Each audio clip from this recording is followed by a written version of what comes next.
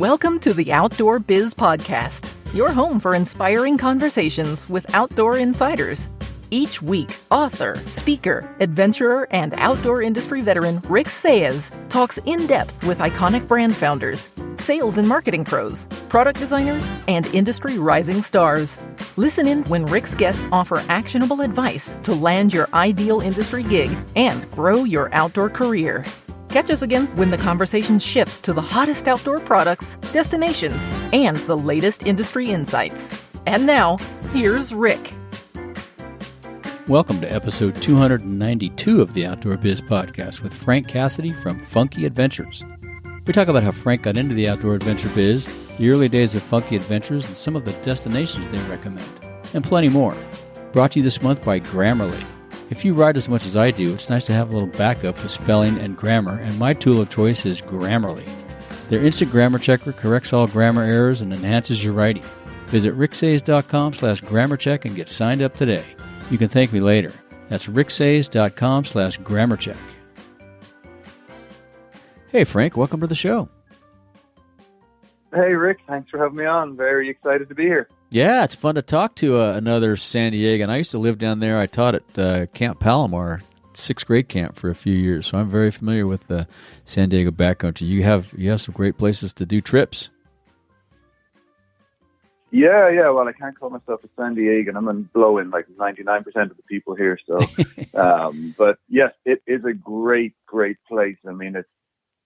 I know everybody generally thinks that where they live is the best place to live, but honestly, the amount of options we have down here is phenomenal for getting out and just doing something different. So, I definitely appreciate what we've got. It's pretty amazing. So, and we were talking previously on our introductory call that you not from the U.S. What specifically made you move to the U.S.? What motivated you to come over here? Yeah, not from the U.S., from Ireland originally, okay. And came over here. It was my wife's career, basically. She's a physician, and make a long story boring, Ireland's a small country, and if you want to become a physician or you want to get a post there, you got to wait till somebody retires or dies. Oh, wow. The population is only like 3.5 or 4 million. There's not a whole lot of posts opening up, so a lot of the medical professionals come over to the U.S. because it's one of the best places in the world to train. So we came over here with the intent of being here for 1 or 2 years. But then, 15 years later, we're still realizing that's been a long 1 or 2 years. We just settled in and we had kids here, and that's what happens. And we're still here and we love it. Yeah, awesome. That's good. Well, that's a good way to come over. And your wife's still in the medical industry, still a doctor? Yes, she is. She is. I like to pretend that I'm a trophy husband, but I'm just not pretty enough. So, yeah. She's still working away, and she keeps you around. That's a good thing. Yeah, well, I'm kind of useful for carrying stuff and driving and all that stuff. So yeah, I have practical uses. Put it that way. There you go. That's true. Yeah. So tell us how you got into outdoor adventures. It kind of happened naturally or organically. So again, having come from somewhere that's totally different, like Ireland is a small country. Ireland is UK. Or anywhere in Europe, you can't really just hop into a 4-wheel drive or an off-road vehicle and just go where you want, because all the land is privately owned. Mm-hmm. So when you come over here, especially to Southern California, and somebody says, hey, you can just go and drive, head into Anza-Borrego Desert and go wherever you want. And you're like, yeah, but, do I have to get permission from landowners? And, do I have to open and close gates? Or how does it work? And it was a complete kind of like, wow. It was almost like, remember when you were a kid and you played some of those early computer games? And some of them, like the best games, are the ones where you could just go anywhere in them. Yeah, sorry, I was born before that time. I didn't have computer games when I was a kid. We got to go out. We played outdoors. We did that. That's what we did outside. I grew up in Fontana, California, just north of where you're at. And back then, it was wide open spaces in Fontana. Now it's all houses and pavement, but. We had orange groves, and you just, like you say, you just go. You didn't have to worry about gates. Didn't have to worry about ownership. You just go play it, right? Let's go play ditch, and we had the whole valley to play ditch in. So I get it. Yeah. Oh, yeah. You were. Yeah, that was.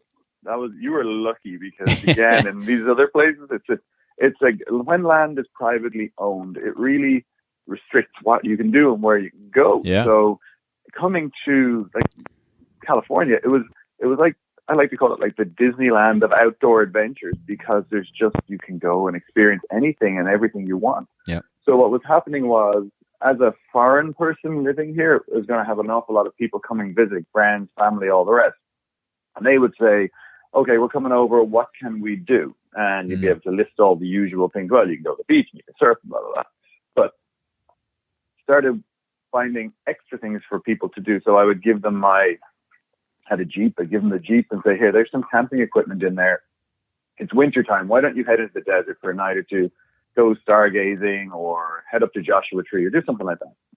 And then they would say, okay, we'd love to do that, but can you give me specific details? We don't want to just wander. We don't know where we're going.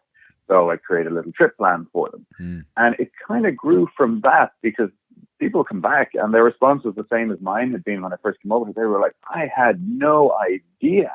They'd be thinking their idea of a desert was what you see in a movie like, Lawrence of Arabia or whatever, the original desert movies, where they thought it was sand and maybe the occasional camel, and that was about it. Yeah. But when they went out and saw the colors and the different, everything from the plants to the rock formations to how different Anza Borrego is to Joshua Tree to Mojave to Death Valley. I mean, they're all desert, but they're all completely different. Yeah. And then to be able to head into the mountains, like within an hour, you could be in a desert, and less than an hour later, you can be up in a national forest, or you can be in a wooded area, or you can be beside a lake.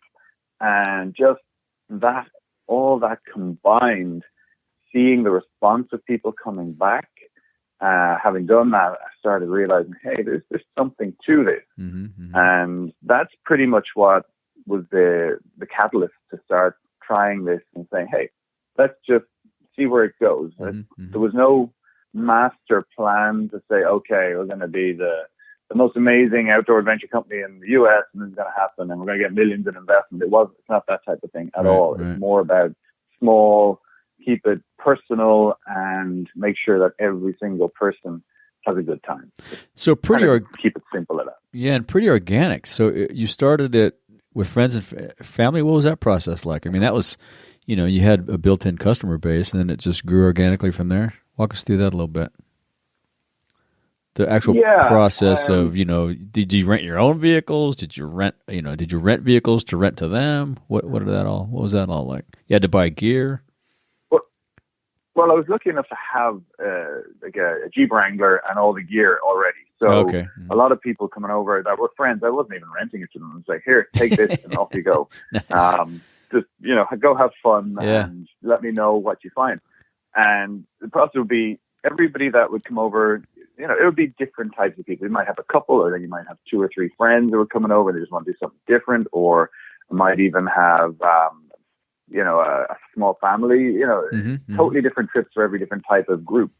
And the cool thing is I'd point them in a direction and send them off, and then they'd come back and they'd say, hey, we found this, like, did you know there was this oasis out in Anza Borrego, or did you know that there was this waterfall up near Sequoia that nobody's, it's a hidden waterfall. And I'm like, no, I didn't know about those. So tell me more. And next thing, you're adding all these incredible places to your repertoire of trips. And a lot of this is not stuff that you're going to find on the internet. Now, if you search really hard, you can find some of this stuff.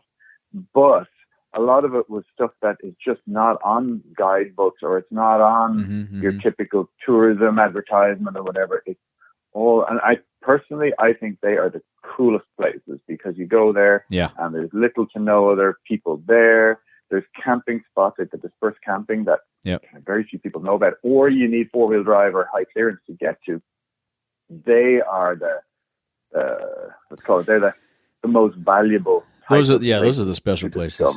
Yeah, we have a bunch of that up here that people, but unfortunately, they're getting found now. But you're right. Those, and if it comes from a recommendation or from somebody, some place that someone's been, it's kind of like an insider secret, right? It makes it a little more special and a little more unique.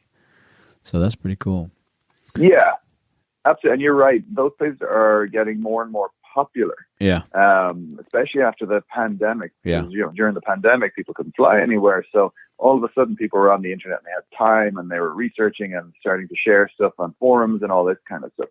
But having said that, it's still an awful lot this is my perspective, it's still a hell of a lot better than going to maybe an RV park or something where there's like 500 RVs parked, side by side, and generators going all night, and that's not for me. Yeah. So to help people find these remote kind of cool places, and you don't even have to stay overnight at some remote place. Like I said, it could be a nice waterfall, and just go and spend an afternoon and have a picnic there. Yeah. Everybody's their own. Yeah. Everyone wants to do something slightly different, which is what's great. Yeah, and I think too, if you go out enough, you find certain places like those of us that live up here in the Eastern Sierra, we've had to keep some of our places secret so that they don't get overrun. And then sometimes too, I used to go to this place up off 395 that we called Campsite A, and there was never anybody there. But now you roll in there and there's like 3 or 4 vehicles camped there. So we've had to find other places. You go a little further out, and that's part of the fun too, right? The discovery aspect of it. So I'm sure people enjoy that as well. Yeah, you're right. And, you probably know the phrase, and most people listening know the phrase that, something like overlanding, for example, it's about the journey, not the destination. Mm-hmm. And you kind of get that when you do it. And exactly as you said, it's when you discover somewhere. So if I point somebody in a direction and say, hey, go up 395 and go find, let's take your example. Here's Campsite A. We know about this and we've gone there. Mm-hmm. And then they go and find something themselves. There's more excitement about it when they come back. They're like, oh, thanks for sending us to Campsite A, but did you know about this other place? And and they keep talking about it. And they're almost so proud of themselves for having discovered it. And now it has become an adventure. It hasn't become a journey or let's do a 4-hour drive from here to there. Right. It's become more about, well, we went from here to there, but we discovered all this extra stuff. And it was so cool because nobody else saw this. And we're the first people in the world to ever discover that, this whole kind of feeling. Yeah. And that's kind of that's the secret sauce. I was just going to say that's where the secret it sauce. becomes, that's where it becomes, to use the term, an adventure. I mean, an adventure is different for everybody, but for some people, an adventure is just going and camping, as like you said, where there's nobody else out there, and just pulling over and setting up camp, and that's cool. And for other people, an adventure is going for a 5-hour hike and getting to the top of the mountain that most of the people won't get to. So, everybody's got their own thing. Mm-hmm. But if you could just point them in a direction and let them discover their own stuff out there, but give them pointers along the way so that they don't find something cool, they still have something else cool they can go and see. Yeah. That's kind of like a fallback plan, That's so the that's magic. Yeah. And to have friends, put it this way, experimented on friends. Just like, hey, try to go to this place and see what happens. And then they come back and go, that was amazing. Or, there was sometimes, there'd be an odd place where I'd hear a tip about a really nice spot, like an oasis. I forget the name of the area. There was one somewhere north of Big Bear as you're heading up like between Big Bear and like the 395 direction. And I had heard, this is a beautiful spot, but then sent people there, and they came back and said, there's a bunch of like burnt out, shot up old cars out there. It seems to be like a target practice range. Yeah. I was like, okay, maybe my information was slightly out of date. So, it was great to use friends for those unknown spots, because they were like, it's kind of cool. We'd never seen a shot up car before. So let's never do that again. But hey, we know. Right. Now we got that in the quiver. Yeah. And for any listeners out there, if you want to search the internet for Campsite A, go for it, because it's not. We purposely named it Campsite A because you can't find it on the internet. It won't come up. There's millions of Campsite A's around. So good luck with that. So how many vehicles did you start with in the gear? How did you get the gear? I'm sure you had to purchase some vehicles and purchase a bunch more gear once you started doing more trips, right? Was that just, going to REI or whoever it was and buying stuff up, or did you have any insider connections? So started with one vehicle, bought a slightly newer Jeep Wrangler than I had, and the idea behind it was I understood that when I'm providing a vehicle to people, it's got to be pristine. It's got to be really, really clean, reliable, safe, all that stuff. Right. And the safety aspect is the most important. But also, when you provide somebody with a clean, well-maintained vehicle, they take care of it. Whereas if you present somebody with something that's a little bit ratty, starting to look a bit frayed, then the attitude is like, it's kind of old, and they don't take as good care of it. So it really is a self-fulfilling circle. You take good care of your stuff, and you give people top quality stuff. They understand, and they come back and they respect it. And that's just human nature. That's not people being, selfish because No, right, something's a bit frayed and they treat it badly. It's just the way it is. It's like, even if you rent a car from Hertz, you get a brand new car. Everybody abuses like rental cars from Hertz or Avis or wherever. But when you get a brand new one, you tend to be a little bit more careful than if you have one that's, it's on its way out. And you're like, nobody cares. Yeah, that's true. So that was the first thing.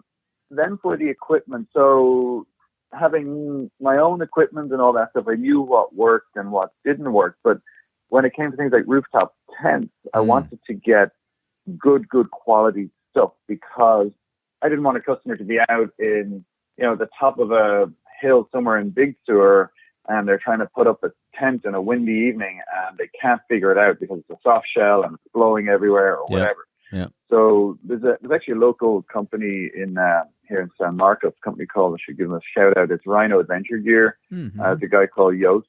I bought a rooftop tent off him with an iCamper and he was great. I think always give credit where it's due. He has much more expensive ones up there, but the iCamper is, I like to call it, it's like the Honda of tents or the Toyota of tents. It's not the fanciest, but it's very, it's just, it works. And then I was thinking, well, look, I'm going to have vehicles that people are going to be bouncing around off-road on. What is the optimal roof rack? Because there's no point in having the top tent if you got a crappy roof rack. So flies off. That didn't work. Yeah. I was like, I want the best. I want something that's going to take abuse. So we put in the Rhino backbone and mounted that. So that's kind of where I started with getting the equipment. And then as you start adding things, I had an interesting business relationship with a company that did overlanding up in Canada, a company that it doesn't exist, unfortunately, anymore. It's called Hastings. It was called Hastings Overland. And at the time, it was my opinion, they were the best when it came to doing this type of business. They were really professional. Two guys, really, really nice guys. So I called them up and said one day, hey, I'm starting out my journey with this business and I don't know everything. I know that I don't know. I don't know if there's actually not that I don't know everything. There's a huge amount that I just don't know at all. Right. So I flew up and met with those guys and it was Max and Corey and they were the nicest guys. I mean, really, really good. So we formed kind of like a business relationship where they took me under their wing and they started selling trips for me. They had really good social media, really good internet presence. And we do the same. I mean, if I had customers here, I'd say, hey, you've done your Southern California thing. Would you ever think of maybe doing a trip in Canada? And a lot of customers go, yeah, that's totally different. Oh, cool. Now, unfortunately for Hastings, Canada really shut down during the pandemic. I mean, in Southern California, we shut down, but we kind of, people still drove places and did things and all that. But in Canada, like it was almost like a military shutdown. And unfortunately, the guys, they were growing rapidly and they had like 8 to 10 vehicles and they could not sustain those costs with zero. It wasn't their fault. They had a really solid business. So that happened to a lot of people. That's too bad. Yeah, but where I'm going with this is they advised me on equipment, and I was thinking, hey, for stoves, I'll buy, maybe the Coleman stove you can buy in REI, and there's nothing wrong with that stove. Yep. Some of the Coleman products are phenomenal, but then these guys said, well, no, spend a bit more and get, the JetBoil Genesis because that thing will boil a swimming pool in 5 minutes. Right. And I got little tips like that from these guys. Great. And it made a huge difference because I did get the JetBoil and it was expensive, but it works. And it doesn't give problems. And customers come back and they're like, that was amazing. I was able to make a full stew when I was out in the middle of nowhere and it only took 20 minutes and blah, blah, blah. So the gear and equipment grew from that. Yeah. And it wasn't just the gear and equipment that I bought. It was how do you lay it out? How do you present it? So you can't open the back door of a Jeep or a 4Runner or whatever you got, or a van, and just pile everything in. Right. It has to be put in and it has to be organized. And it has to be clear for your customer, your guest. Here's this box contains your kitchen equipment, and this one over here contains your safety equipment, and this here. And it's really, and not just for the customer, but for when you receive these vehicles back, Yeah, right. you need to know, well, everything should be in this order and this is where it is. And it just helps you check everything in. So they helped me with all these processes. Wow. That's too bad they're gone. What and I would... What are they doing now? Yeah, go ahead. What are they doing now? Do you know? They do. I do, actually. One of the guys, Max, and I hope he's listening, actually, I'll be making sure to reach out to both of them and let them know I was on this because they'd be excited. But Max, having run a successful business and that, I believe he became a consultant when it comes to either forming businesses or selling businesses. Oh, good Very for him. smart guy. Yeah, so cool. no matter what he's doing. Yeah. And the other guy, Corey, actually, this guy he's kind of living the dream. I think him and his girlfriend bought a farm in somewhere in Canada, in the area, the Vancouver area. I think maybe even on one of the islands near there. Oh, okay, the island. Yeah. And they started a wedding venue. So they took cool. the farm and they converted it into like a phenomenal wedding venue. So, I haven't spoken to them in a while, but I hope they're doing very well. Yeah, that's too bad. Yeah, but on that note, go ahead.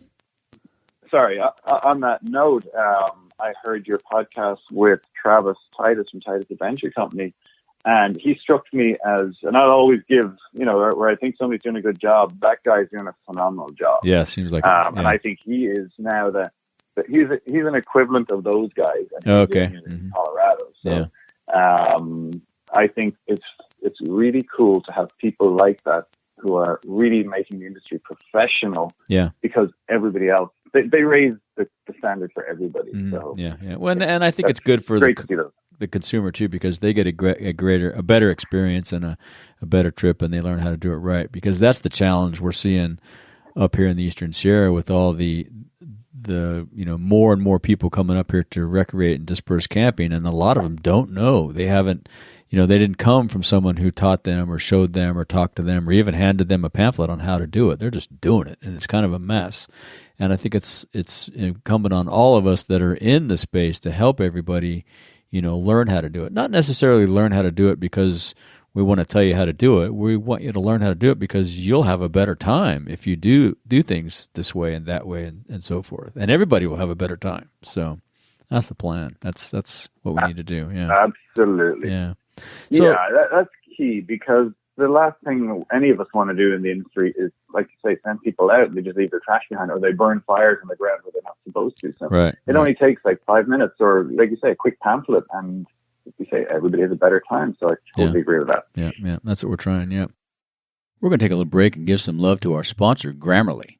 If you write as much as I do, it's nice to have a little backup with spelling and grammar help, and I love Grammarly. Their instant grammar checker corrects all the grammar errors and enhances your writing. To get Grammarly's help with your writing, go to the outdoorbizpodcast.com/grammarcheck and get signed up today. You can thank me later. That's the outdoorbizpodcast.com/grammarcheck. Now, back to the show. So tell us about your destinations. You go all over California, sounds like, and probably Nevada, Death Valley. Yeah. Arizona, Grand Canyon area. Yeah, anywhere anyone wants to go. So it varies depending on the type of customer, and by that I mean sometimes we have maybe, I'm going to give you 2 or 3 examples. We might have a couple, and they might want to get a weekend away where they're doing something different. And what's happening is, and the pandemic taught us this as well, it caused us to pivot a little bit. People are used to going to maybe a hotel or a restaurant or whatever, and they do the same thing over. And birthdays, they might go away for a weekend. They go to this hotel, and anniversary, they might go to this other place. And what was happening is, when you start doing the same thing over and over, it stops becoming exciting. It's nice to go to a nice hotel, but once you've been to one nice hotel, the next nice hotel is kind of the same. It's routine. Maybe a different view.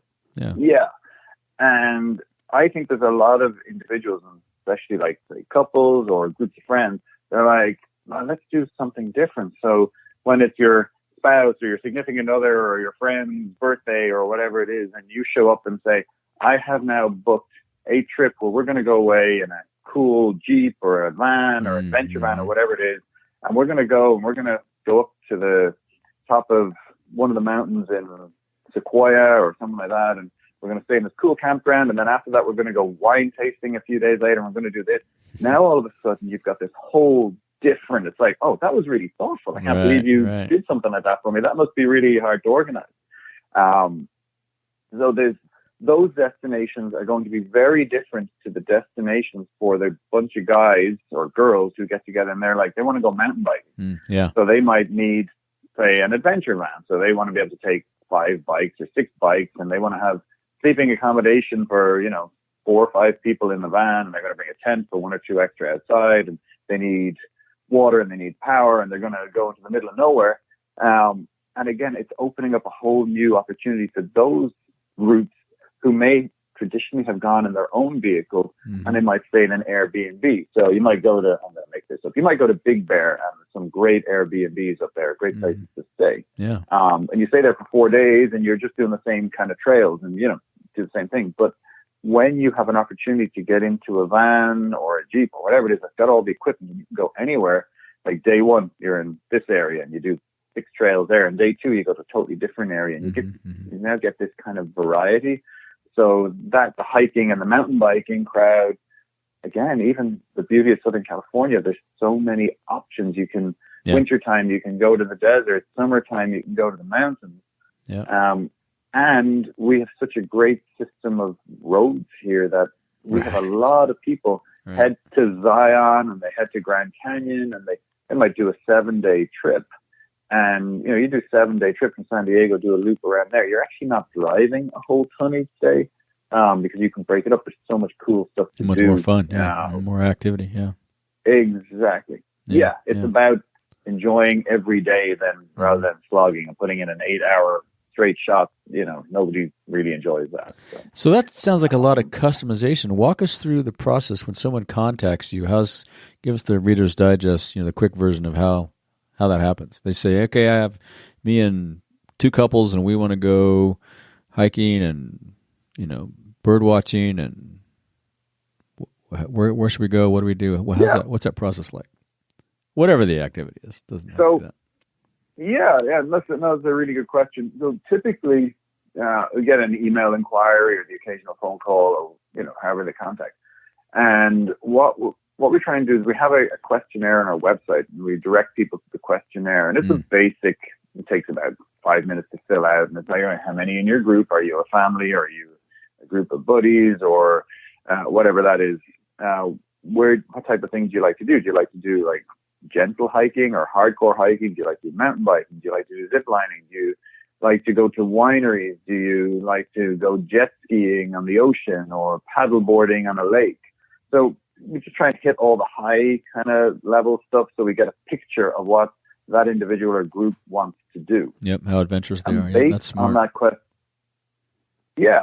and based on that, we now have almost a connection with each individual person, because we kind of get them, and I may call them back and say, hey, I've seen all these things on your questionnaire. I have a question. So you mentioned that you like zip lining. We happen to know about there's some horseback riding over near the zip line. Do you guys like that too? And they might say yes or no, I hate horses or whatever.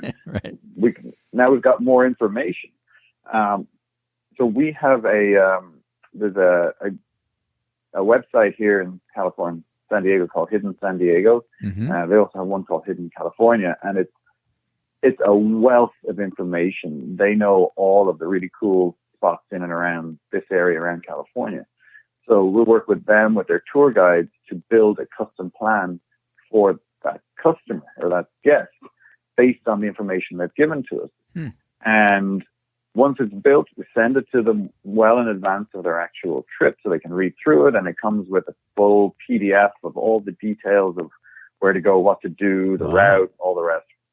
And it's accompanied by a Google map as well, which has even more information on it. So it shows the route, and it shows points of interest along the way. And, cool.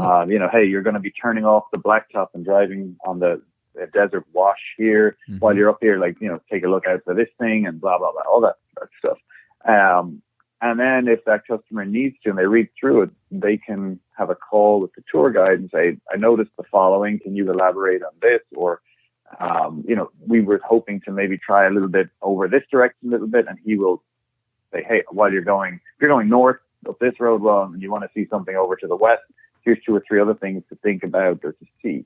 But going back to our previous point, we also make sure in those plans to say things like, fires are not allowed in this area. You absolutely cannot burn fires. Yep. Or check with the ranger station. The ranger station will tell you if it's okay. If you can have an off the ground, or if you can use a fire ring, then that's okay. Right. So we're trying to say you need permits. You cannot just set up camp in this particular spot. You need a permit. Make sure you get it, pre-purchase it online. So we help with all of that. That's great stuff. And it's a hugely manual, time-consuming process.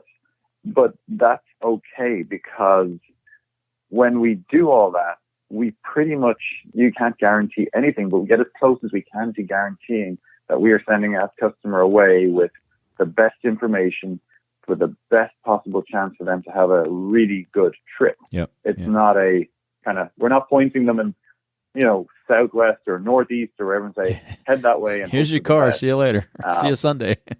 Yeah. Exactly. And the other thing as well is from a more, let's call it a practical point of view, we do not want to send somebody off-roading to a technical, difficult area right. That they might attempt if they discover it by themselves, because they could get hurt. When you have a Jeep with a rooftop tent on it, or a van or whatever it is, they're a little bit more top-heavy. Yep. And they're less. When I say less stable, they're very stable, but they're not like a purpose-built rock crawler. Right. Yeah, and they're not designed for rock crawling. Right. So we make sure that, 99% of us, we might want to just go and drive on a trail. And, off-road driving is not the most comfortable. So make sure that it's within the comfort level of the individual, and they're not all of a sudden stuck in a sandy wash with their buried up to their axles that they cannot get out of. Nobody's going to enjoy that either. Yeah, right. Yeah, that's really smart. Then they love that service, so they'll come back again and again and again. That's super smart. Yeah, good for you guys. Yeah, hopefully. Do you offer trips to Mexico? Not yet. Okay. We get asked that, I'd say, every second week. And I would love to do that. But right now, we need to make sure that we provide support to all of our customers. So if somebody has a problem and they are somewhere in Southern California, there is a support network. Yeah. We make sure there's roadside assistance available. And even if somebody is like 5 miles off of a public highway, there are so many good off-road clubs in and around the area that you can generally contact one and say, we have somebody and they're stuck and they've got a flat tire and they're not able to jack it up. And most of those clubs have individuals who are willing to go out and assist. And, they do this. This is kind of almost like a side gig for them. They make a few dollars here and there, which is great because they're providing a fantastic service. Yeah. I, as a non-Southern California native, I live here, but I'm not from here. I don't have that connection with Mexico. And as of now, I would not be able to provide backup if somebody were to have an issue. It's possible. It's very easy to get insurance and everything for Mexico, but it's not that's not the issue. It's to make sure that, if I say, hey, Rick, head down to Mexico and take a Jeep and blah, blah, blah. And you're down there and your rooftop tent, something goes wrong with it. I don't know where to send you to get it repaired, for example. That's interesting. So once we get that built out, it's a matter of just making connections down there and finding reliable people or companies. Once that happens, then we can start offering those trips.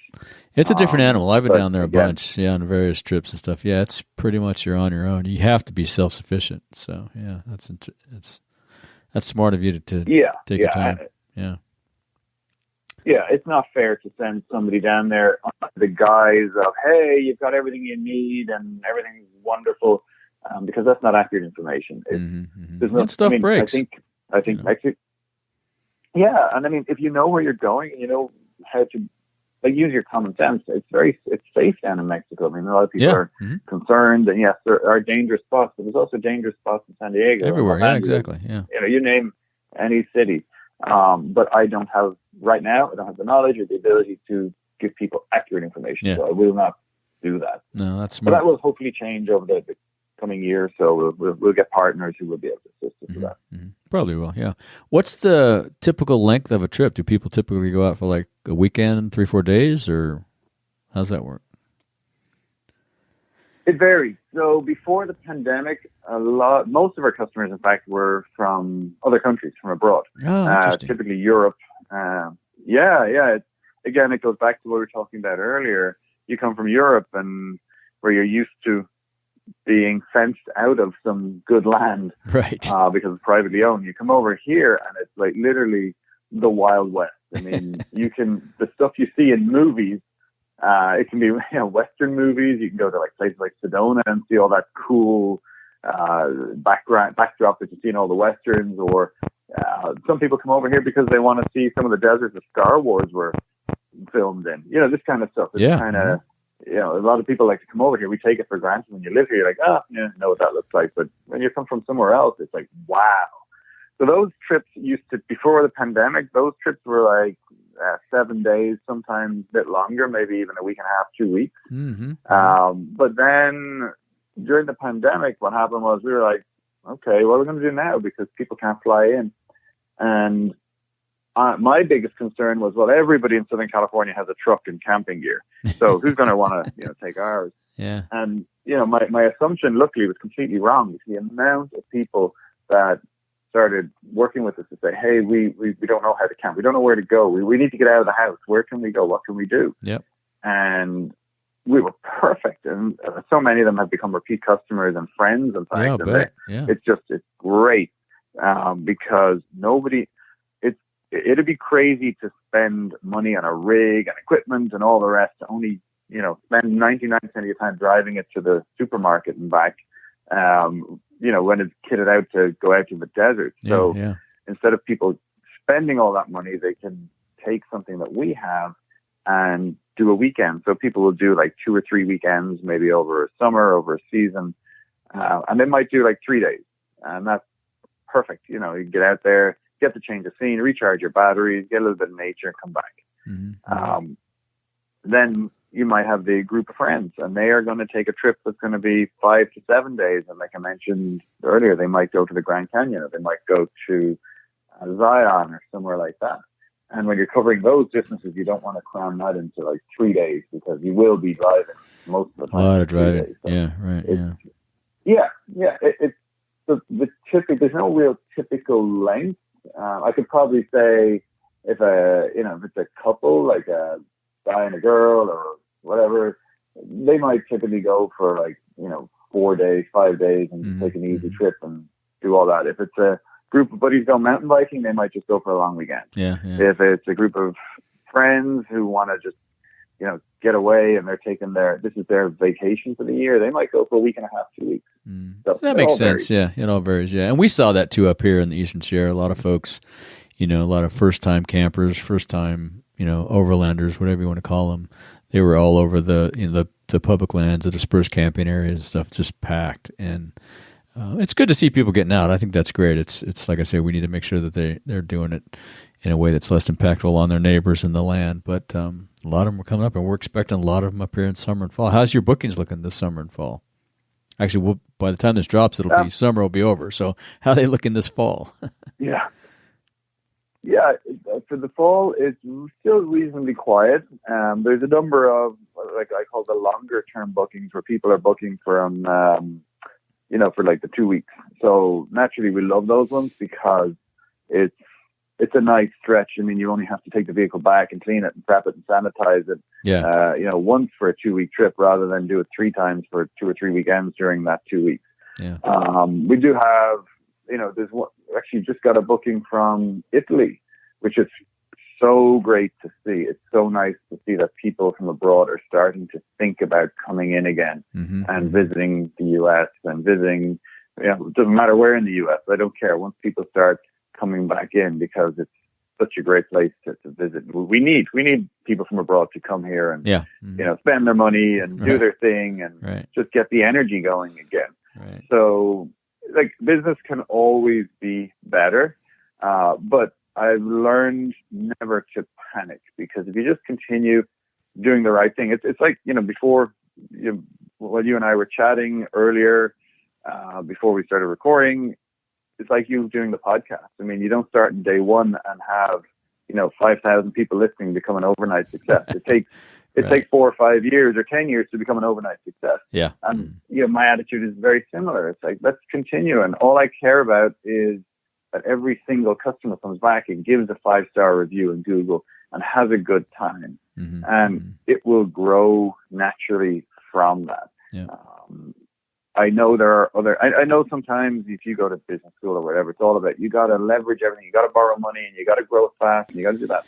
And my concern is you lose the personal touch when you do that. Yep. I don't want to be paying, somebody $15 an hour to check in a guest and go through the whole thing and send them away again, because that person is not invested in making sure the customer has a great time. Whereas when it's my name and my reputation and my company's name and reputation on the line, that's very different. So as many of the customers as possible, I want to meet them myself and hand it over and bring them back. And you'll have a better long-term stable business. You have more customers and repeat customers. Yeah, I think some of those, that's a whole nother podcast, but I think some of those people that are in it for the money is just like, the customer comes first. That's why the reason I did the show was to share everybody's story. I know so many great people in the outdoor space. I love getting them on and talking about their story and sharing how they did it, what they did, like what we're talking about with you. It's a lot of people, other people will learn from it, be inspired by it, and who knows what'll happen. That's great.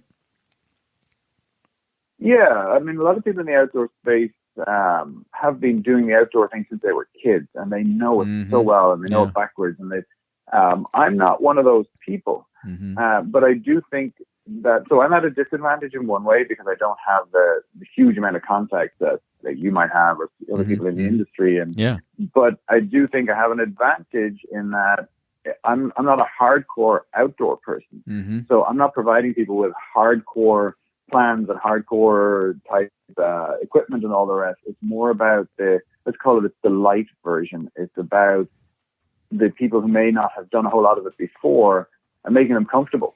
And I can absolutely identify with that. And I know how to keep it easygoing, fun, enjoyable. And, if somebody does want to go and they want to do the hike and they want to be out in the wilderness for 7 days or 2 weeks and not see another person, the equipment still can do all that. It just means they are more self-sufficient. So, no, that's good. Sometimes you can relate to the newcomers, right? You can help them get started, and then eventually, as they're repeat customers, maybe their third or fourth time out, they're going to go for 2 weeks and go into the wilderness and be totally self-sufficient and not see anybody. So, no, I think that's kind of sometimes a good space to be in.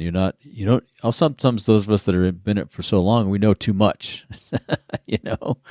That sense of discovery is somewhat gone, I think. So anyway, that's good. Well, one of the things that I kind of found is being an outsider to the industry and coming to Southern California, it can be a little bit intimidating because a lot of the people in the industry, they're tough people. They're tough guys, who are used to being out and they're driving off road and they're lifting boulders out of the way and moving trees or whatever they have to do. And it is intimidating for somebody who's not from that background to come and try and fit into that. And I don't ever try and fit into that, but I like to make my customers feel that, hey, you don't have to be Grizzly Adams or whoever. You don't have to be the toughest guy or girl to get out there. This is a vacation. This is like going to an Airbnb. Just it's in your car. This is glamping. This is glamping. This is you can just go out and have a bit of luxury. You don't need to do the crazy stuff. You don't need to build a bonfire that's 15 feet high and you can roast a bison. Just go out and you can cook vegetables if you want. I don't care. Roast marshmallows. That's great. Do you have any suggestions or advice for folks wanting to get into the outdoor adventure biz? If they want to do what you did, start something like that. What's your advice? Yeah, I would say, remember that if you're getting into doing a business in this space, it's a business. Some people can take hobbies and make money off them. But what happens is when your hobby becomes your source of income, it stops being a hobby. So it may take what you love and it may ruin it. So you just have to think of that. Now, luckily that hasn't happened to me. But what did happen, and something I had to learn, was when I first started renting to customers as opposed to giving to friends or family. Like I mentioned, I had very good quality vehicle, good quality tent, all the rest, and stuff might come back a little bit. scratched or dirty or whatever. And initially I would take it personally and be like, how could you? You took my baby and you Right. didn't treat it well. Right. And you got to take a step back and remember, well, hold on, people are on vacation. So they're driving through the desert and a bush, brushes up the side of the car and it puts pinstripes down it. They're not thinking the way I do because I'm obsessed about my vehicle and maintenance and all the rest, or paint jobs. They're not thinking that. They're just thinking, hey, I'm on vacation and I'm having fun time. Yeah. So you got to change how you think a little bit. And then when it comes back and it's got some of the minor damage that is kind of maybe wear and tear, you got to say, hey, just take it on the chin and I'll fix it. It is what it is. Stuff happens. Rather than, So it's important to step back and separate yourself, what may have been your hobby that you love and your vehicles that you love and all the rest, and go, these things are now a tool. And tools wear out and tools have to be replaced and all the rest, and just accept that. Don't expect the person, don't come back to them and say, why didn't you tell me that it was due a service? You should have been looking at it. Right. And the only other thing I'd say to people as well is if you've got an existing job, don't just quit your job and jump both feet into your thing. I mean, some people can do that and they can make a huge success. My experience is you're better off having the source of income from a regular job just for a little while until you figure out if your business is actually going to be able to generate revenue or profit that you can live off. Because you can have plenty of revenue, but if your costs are too high, at the end of the day, there's no point in making, I'm going to make up a number, there's no point in pulling in $100,000 in a year if your costs are $99,000 because that means you've only got $1,000 to live off of the year. That's a hobby. They call those hobbies. I mean, people say do what you're passionate about, and absolutely do, but you got to look at the practical side too. Yeah, that's right. That's good advice. That's all. I mean, the romantic idea of having your own business and having vehicles and going overlanding, from the outside it looks great, but when when something comes back and it needs needs a new transmission or something, and there you go, that's your that's like a few grand that you've got to dump into it that you're not going to make that month. It can add to the stress. So you need to be financially prepared for things to go wrong. That's good advice. That would be my best advice. Yeah, that's perfect. Do you have a favorite piece of outdoor gear under $100? I do. I don't know if it's technically outdoor gear, but telescope. So I like it. Having come from Northern Europe where it's cloudy like 99% of the time, you never see the sky. You just don't see the stars, you don't see the sun. Then you come to, the U.S., the Southwest or the West, and at nighttime, you look up, and especially where we've got these dark sky areas, Palomar Observatory is near here. Yeah. So the whole area around there is a dark sky environment or a dark sky community. The night sky is phenomenal.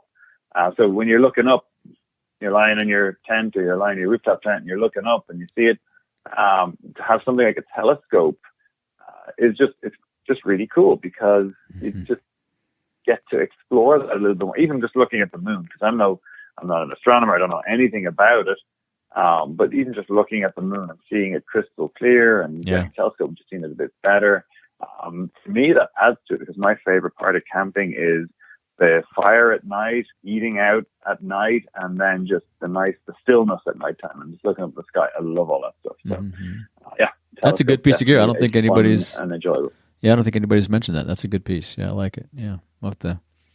We'll link to that. We make them available to our customers. Great idea. Yeah, we make it available to our customers if they want them. So it's just something a little bit different. Yeah, great idea. And you have an offer for listeners, right? If they want to book a trip, tell us about that. Yeah. As we were talking a little bit earlier about trip plans, we've gone and created a trip plan that I think I haven't given it a name yet. Let's call it like the Wild West Tour. Mm-hmm. And it's a 5-day trip plan, which will take you through some historic sites. I kind of like that. I'm fascinated by the history of places. I mean, you drive through certain areas and you're like, oh my God, people used to come through here on horses and carts. Right. They didn't know what was over the next hill. It just blows me away. So, again, we are so lucky in California. You got so much amazing history, especially with the gold boom and all that stuff. So like near us is the town of Julian, like there's gold mines or former mines there. Then there's also historic Native American sites, the Kumeyaay sites and stuff like that. And you can head up, as you head up like more towards like up 395 direction, you've got like ghost towns and all that kind of stuff. So we strung together a 5-day trip that brings you to all these places. And what we can do is, if somebody were to book with us, and we can provide you with a code, we will give that plan. Instead of charging for that, we'll give that free of charge to allow people to take their own trip and do what they want. And they don't have to stick to the trip. They can go, do the first 2 days and then veer off and go somewhere else. So it's a guideline.